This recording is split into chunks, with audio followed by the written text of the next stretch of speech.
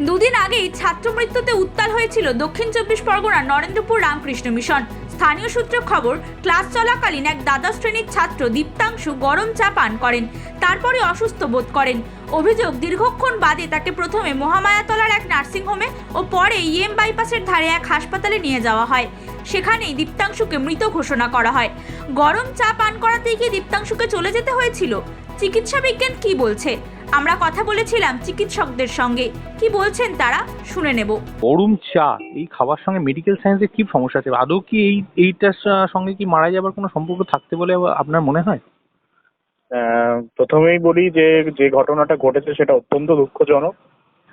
তুমি যেটা বললে সেটার উত্তর হচ্ছে যে সাধারণত একদম বয়েলিং টেম্পারেচার বা একদম ফুটন্ত চা আমরা খাই না। মুখে যদি সেই টেম্পারেচারের কোনো জিনিস চলে যায় তাহলে আমাদের ইউজুয়াল টেন্ডেন্সি হচ্ছে সেটাকে বাইরে ফেলে দেয়। কিন্তু কোনো কারণে যদি এই ধরনের একটা মানে কি বলবো অত্যন্ত গরম লিকুইড যদি কেউ খেয়ে ফেলে তাহলে তার খাদ্যনালী এবং সাথে শ্বাসনালী দুটো জায়গাতেই কিন্তু পুড়ে যাওয়ার সম্ভাবনা থাকে। হ্যাঁ, কারণ এক্সট্রিম হিটে সেটা হতেই পারে। প্রবলেম হচ্ছে যে যদি সেটা আর্লি স্টেজে যদি চিকিৎসা স্টার্ট করা যায় তাহলে যে কোনো পুড়ে যাওয়া জিনিসের ধর্মই হচ্ছে সেটা যত সময় যাবে ফুলতে শুরু করে, চারপাশে টিস্যুটা ফুলতে শুরু করে। এবার তাতে প্রবলেম যেটা হবে যে শ্বাসনালীর ডায়ামিটার তো এমনিতে খুব বেশি বড় নয়। এবার সেই টিস্যু যদি ফুলতে ফুলতে একটা জায়গায় এসে ব্লক করে যায় তখন কিন্তু সাডেন রেসপিরেটরি অ্যারেস্টের সম্ভাবনা আছে। আমার যতদূর আমি খবরে বা ইত্যাদি ইত্যাদি বিভিন্ন সূত্রে খবর পাচ্ছি, আমার কানে এসেছে এইটার একটা সম্ভাবনা আছে।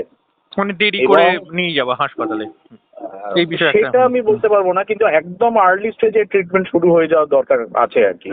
হ্যাঁ, মানে তাতেও কতটা কি বলবো মানে সেটাকে রেকটিফাই করা যাবে বলা মুশকিল, কিন্তু অ্যাজ আর্লি অ্যাজ পসিবল চিকিৎসা শুরু করা দরকার। আর হিন্দুস্তানি স্পাইসকে সময় দেওয়ার জন্য অসংখ্য ধন্যবাদ স্যার। তো এই যে গরম চা খাওয়ার যে ব্যাপারটা এবং বাইরের ওয়েদার সঙ্গে ভেতরের যে টেম্পারেচার, এটা কিভাবে মানে এই ঘটনাটা কিভাবে ঘটতে পারে, এটা যদি একটু ব্যাখ্যা করেন আমাদের সঙ্গে। দেখুন, চিকিৎসা বিজ্ঞানের দৃষ্টিতে অত্যন্ত গরম তরল পান করলে কতগুলো গুরুতর জটিলতার সৃষ্টি হতে পারে। একটা হচ্ছে মুখ, গলা বা খাদ্যনালীর মারাত্মক দাহ হতে পারে, যেটাকে বলা হয় থার্মাল বার্ন।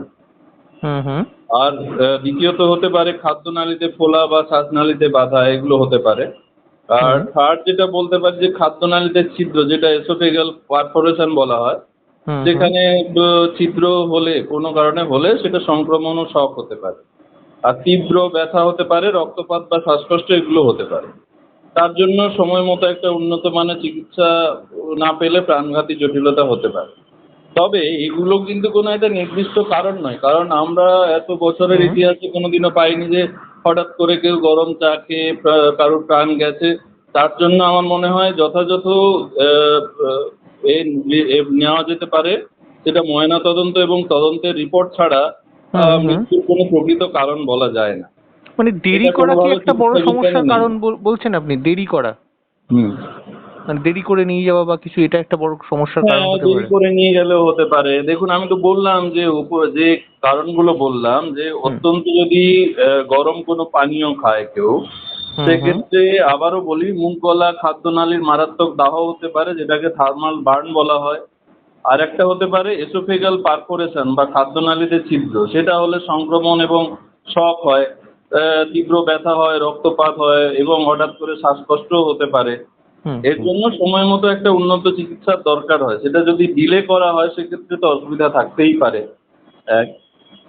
আর তারপরেও বলি যে এই যে গরম চা খেয়ে হতে পারে সেটাও কিন্তু কোনো কারণ নাও হতে পারে। এটার জন্য ময়নাতদন্তের দরকার আছে এবং তদন্তের রিপোর্ট ছাড়া পারফেক্টলি বা পার্টিকুলারলি আমরা বলতে পারি না যে ওই গরম চা খেয়েই মৃত্যু হয়েছে। অসংখ্য ধন্যবাদ হিন্দুস্তান নিউজ পয়েন্টকে সময় দেওয়ার জন্য।